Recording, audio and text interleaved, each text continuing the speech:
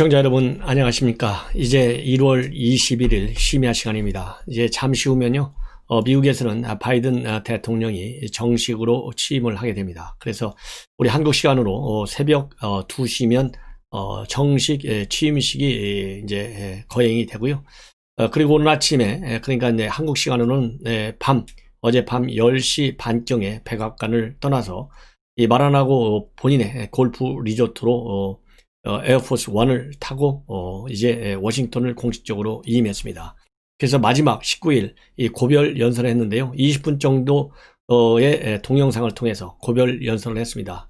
이 고별 연설 내용을 보면 새 정부가 미국을 안전하고 번영하게 하는데 성공하기를 기원한다 이렇게 얘기를 했지만은 바이든 대통령의 이름은 거명하지 않았습니다. 그리고 대선 결과에 관해서도 명확한 언급을 하지 않았습니다. 그래서 본인이 재임 중에 잘한 일들을 쭉 열거를 많이 했어요. 주로 자화자찬을 한 연설로 그렇게 지금 언론의 평가를 받고 있다. 그래서 우리는 세계 역사상 가장 위대한 경제를 건설했다. 세계가 미국을 다시 존중하게 됐다. 이런 이 자화자찬 얘기를 많이 했고요. 그리고 나는 수십 년 만에 외국에서 새로운 전쟁을 시작하지 않은 첫 대통령이 된 것이 특히 자랑스럽다. 이렇게 강조했습니다. 그리고 지지층을 향해서는 새 정부의 권력을 넘겨는 두지만 우리가 시작하는 운동은 이제 시작에 불과하다. 나는 힘든 전투, 가장 어려운 선택을 맡았다. 이렇게 해서 앞으로 대선 불복 행보를 이어가겠다는 의지를 분명한 것으로 저는 이해하고 싶습니다. 그리고 지난 6일날 트럼프 지지자들이 의회에 난입한 것과 관련해서 정치적인 폭력은 미국인이 소중히 여기는 모든 것에 대한 공격으로 결코 용납될 수 없다. 이렇게 이 폭력 사태를 비판하고 나섰습니다. 그런데 참고적으로요, 월스트리트저널은 19일자 보도를 통해서 트럼프 대통령이 지지자들과 함께 최근에 신당 창당 문제를 논의했고 애국당이라고 하는 당명까지 구상해 뒀다. 이렇게 보도를 하고 있는데요. 글쎄요, 미국의 경우에는 대표적인 대통령직 국가이면서 특이한 것이 양당제가 뿌리 깊게 딱 내린 그런 정치 체제의 특성을 가지고 있습니다. 그래서 트럼프 대통령이 그야말로 미국 역사상 최다 득표를 하면서도 그러니까 패자 중에서는 최다 득표로 패자했고 바이든은 승자지만은 또 최다 득표로 승자하는 진기록을 세웠다라고 하는 평가를 받고 있어요. 그렇기 때문에 비록 최다 득표를 패배자로서는 최다 득표를 한다 할지라도 미국의 경우에는 양당제의 전통이 굉장히 강하기 때문에 과연 애국당이라고 하는 제3당을 만약에 실체화시켰을 때 성공할 것인지 이런 게 대해서는 정치 전개에서 상당히 예의주시하고 있다. 이런 것으로 주시하고 있는 것으로 알려지고 있고요. 오늘 앤드루 공군기지에서의 말하자면 이임식에는 펜스 부통령이라든가 공화당의 맥코널 상원 원내대표, 그 다음에 메카시 하원 원내대표들은 셀프 환송식에는 불참하고 바이든 대통령 취임식에 참석을 한 것으로 그렇게 지금 알려지고 있습니다. 그리고 트럼프 대통령이 임기 마지막으로 한 것이 벤넌 전 백악관 수석 전략관을 비롯해서 143명에 대해서 무더기로 사면 감형 조치를 취했고요. 이 전직 관리들의 백악관 관리들의 로비 금지 조치를 해제시켰습니다. 그래서 이 트럼프 행정부에서 일을 했던 사람들이 바로 백악관 워싱턴에서 로비 활동을 할 수 있게 조치를 취하고 떠났다. 그래서 전직 관리의 로비 금지가 완전히 이제 폐지됐습니다. 그리고 특이한 사항 중에 하나는요, 이 핵가방은 항상 미국의 대통령과 동선을 같이 하게 돼 있습니다. 그래서 이 핵가방을 바이든 이 대통령한테 넘겨줘야 되는데 넘겨주지 않고 마지막까지 이 핵가방을 갖고 떠나서 본래 그런데요, 미국의 대통령 핵가방이 2개로 알려져 있습니다. 그래서 이제 핵가방이 다시 이제 이 핵가방을 들고 와가지고 바이든한테 넘겨주게 되고 그래서 이 비밀번호 패스워드도 전부 다 새로 리셋된다. 이렇게 지금 알려지고 있습니다.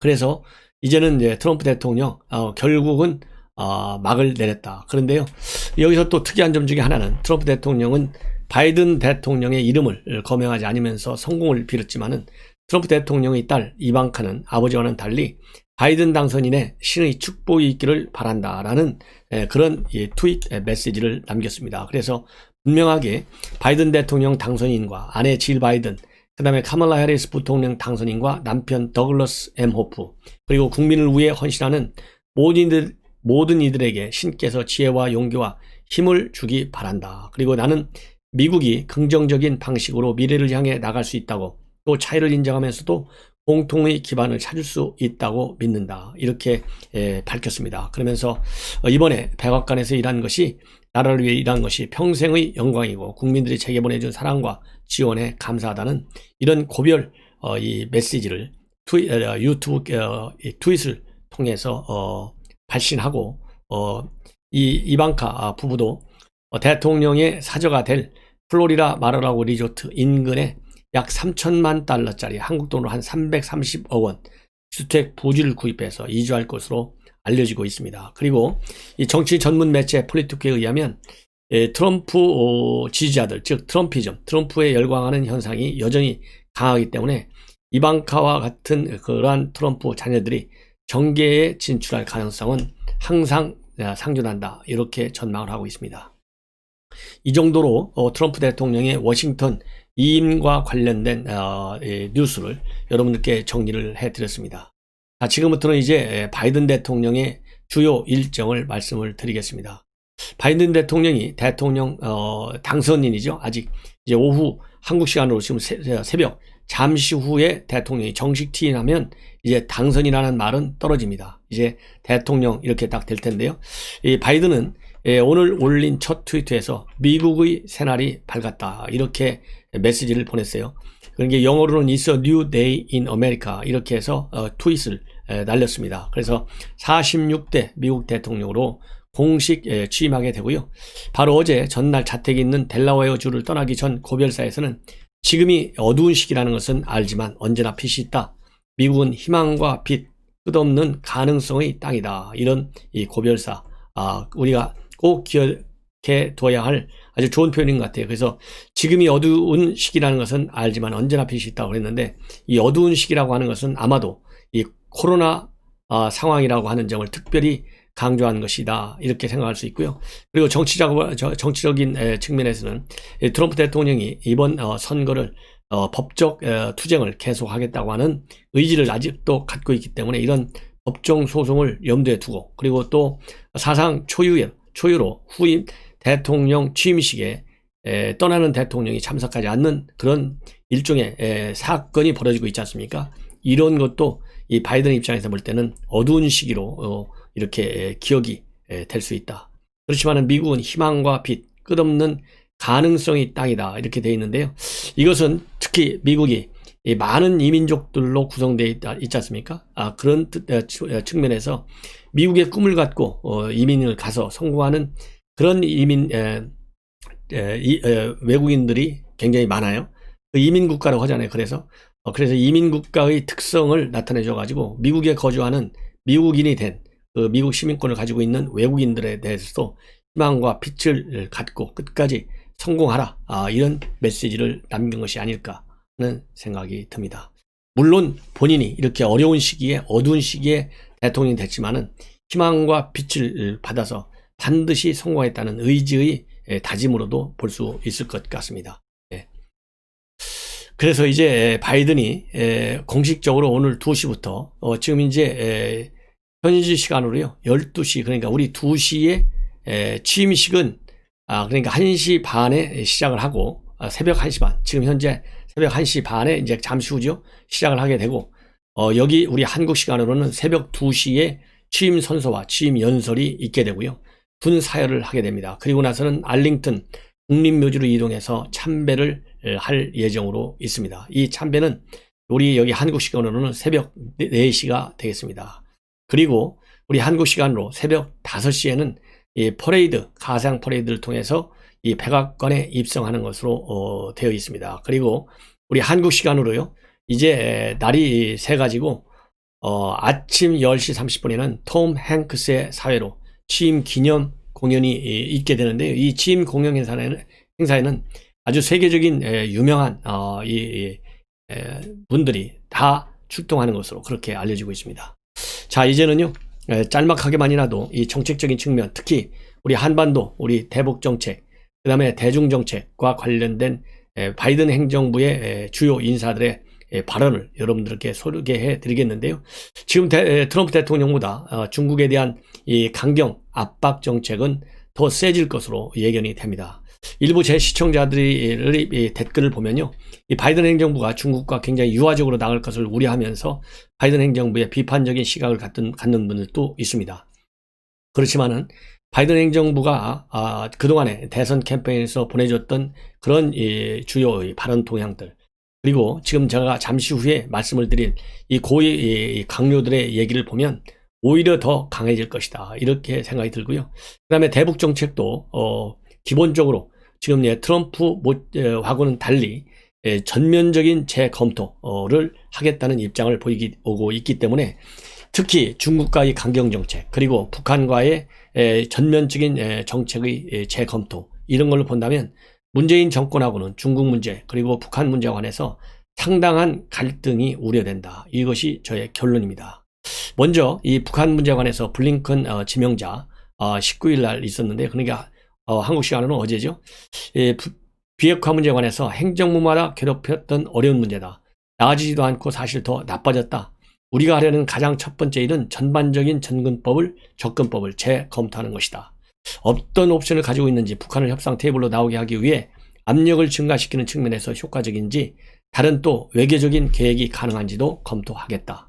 그리고 이런 대북 정책의 재검토는 동맹과 파트너, 특히 한국, 일본과 긴밀히 상의해서 모든 권유를 재검토하는 것으로 시작할 것이다, 이렇게 얘기를 하고 있습니다. 그리고 오스틴 국방장관 지명자도요, 이 한반도 등 주요 작전 계획에 필요한 군사적인 요건을 재검토하겠다. 그리고 북한의 핵과 미사일, 그다음에 WMD, 즉 대량 파괴무기죠, 대응할 만한 포괄적 접근 방식을 마련하겠다. 그러기 위해서 한국, 일본과도 협력해 나가겠다, 라고 얘기했는데요. 이런 걸 보면 상당히 이제 탑다운 방식보다는 이 바텀업 방식을 많이 쓰겠다. 그리고 북핵 위협에 대응하기 위해서는 외교적 또 군사적 옵션을 더 강화시키겠다. 그런 측면에서 앞으로 한미연합훈련, 그 다음에 주한미군의 역할과 기능, 그 다음에 사드 배치 및 운용에 있어서 상당한 변화가 예상된다, 이렇게 제가 말씀을 드리고 싶습니다. 그리고요, 지금 현재 또 하나, 이 헤인스 국가정보국장이죠. 미국에는 CIA가 있고요, 16개 정보기관을 통합 조정하는 국가정보국이 있습니다. 국가정보국장도 이 북한을 주요 위협 중의 하나로 규정하면서 북한의 계속된 미사일 시험에 대한 정보기관 전문가들의 최신 정보 및 분석을 검토하겠다, 이렇게 밝히고 있습니다.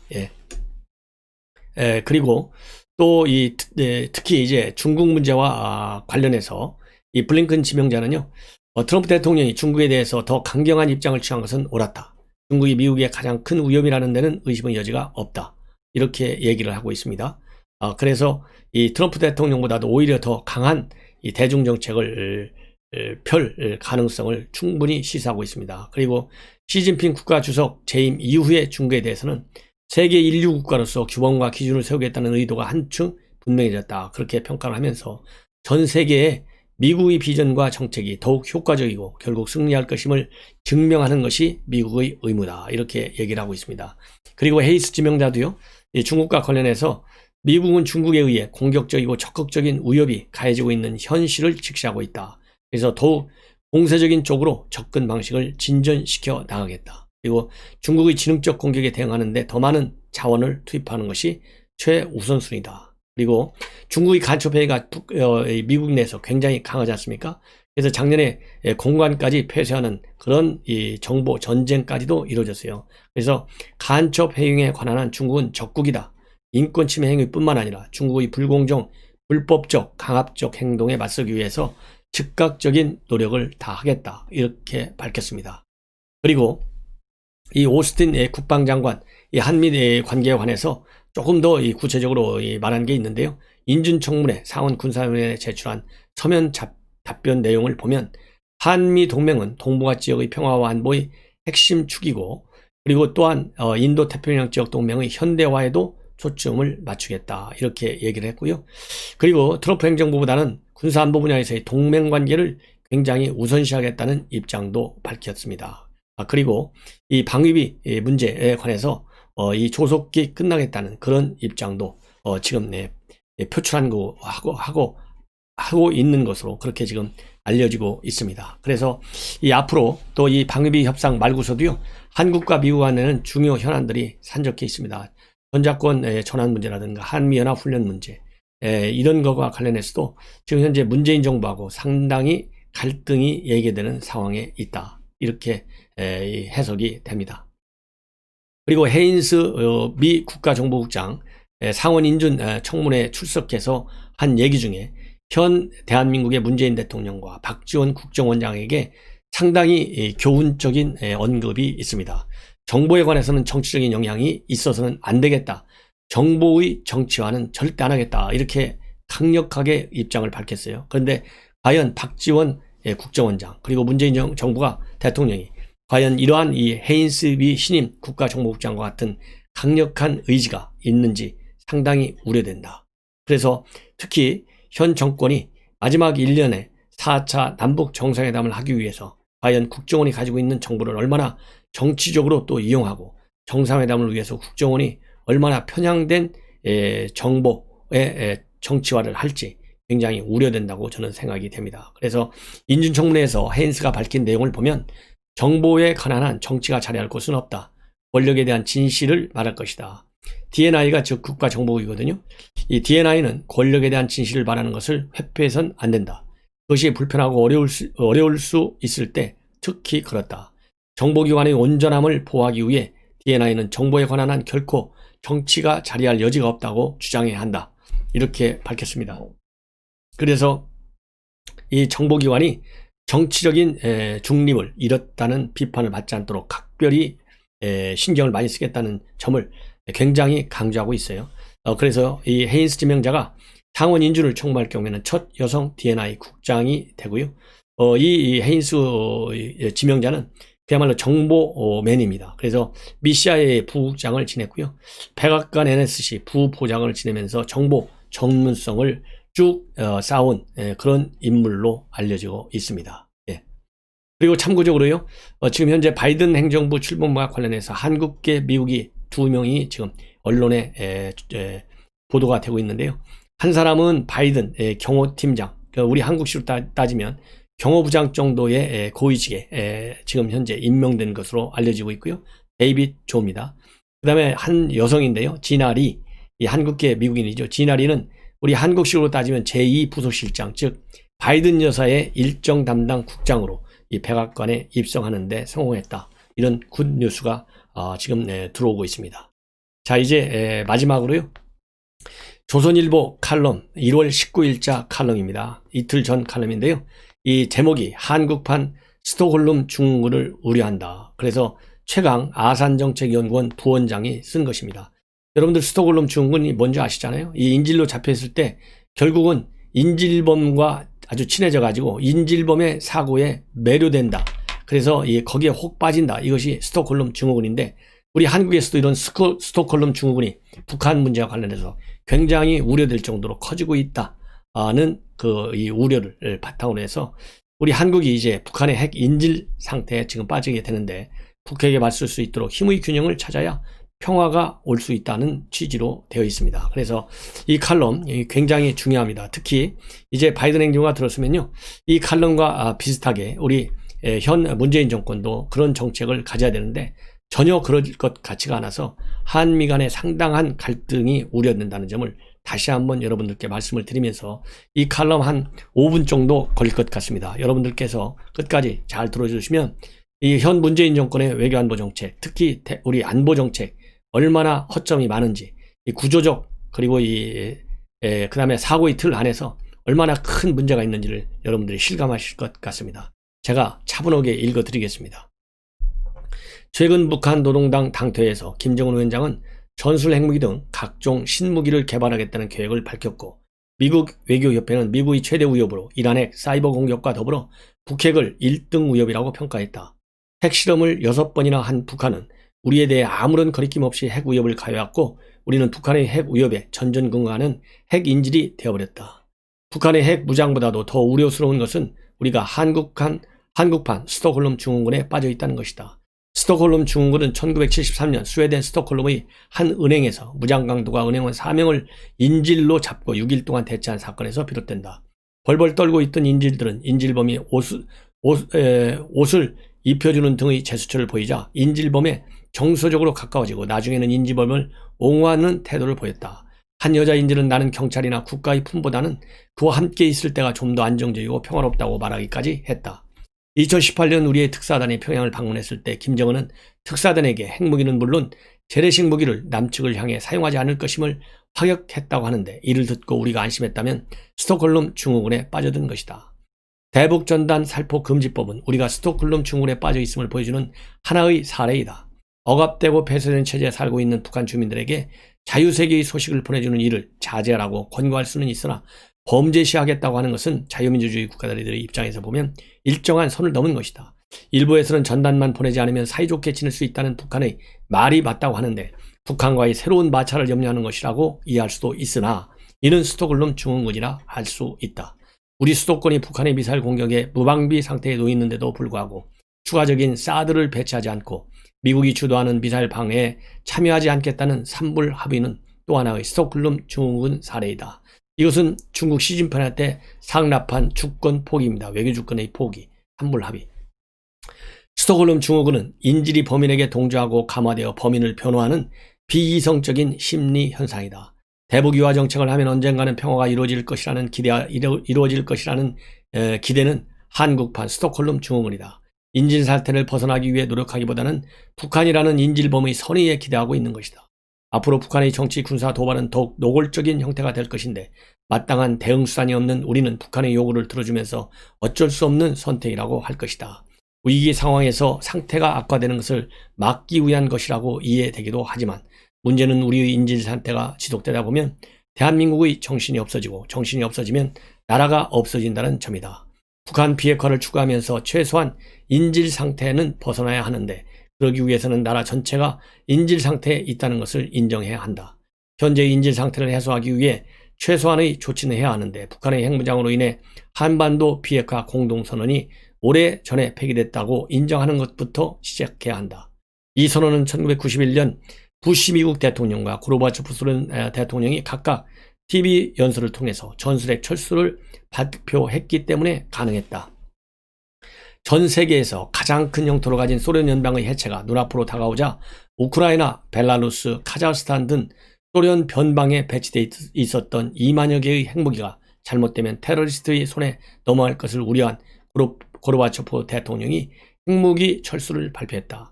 같은 시기에 부시 미국 대통령은 한국에 있던 약 600개의 전술핵을 포함해 서태평양에 있는 6천여 개의 전술 핵무기를 철수했다고 발표했다. 이는 전 세계 평화를 위해 부시 대통령과 고르바초프 대통령이 한 결단인데, 당시 노태우 정부는 이를 자신의 정치적인 업적인 것처럼 선전하면서 국민을 오도했다. 비핵화 공동선언은 한반도에 비핵 시대가 온 것으로 착각하게 했고, 북한에게는 핵무기를 만들 시간을 벌어주었다.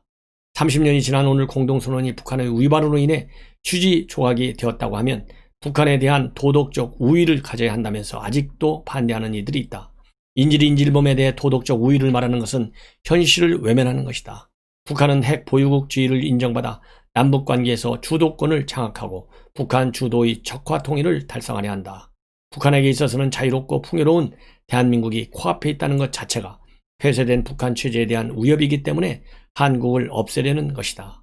얼마 전 아산정책연구원을 방문했던 비건비 국무부 장관은 북한이 핵을 포기하지 않을 경우 한국과 일본이 1년 내 핵무장을 할 수 있다고 말했는데, 이는 북한이 비핵화를 안 하면 한국과 일본의 핵무장을 수용할 수 있다는 것으로 해석할 수 있다.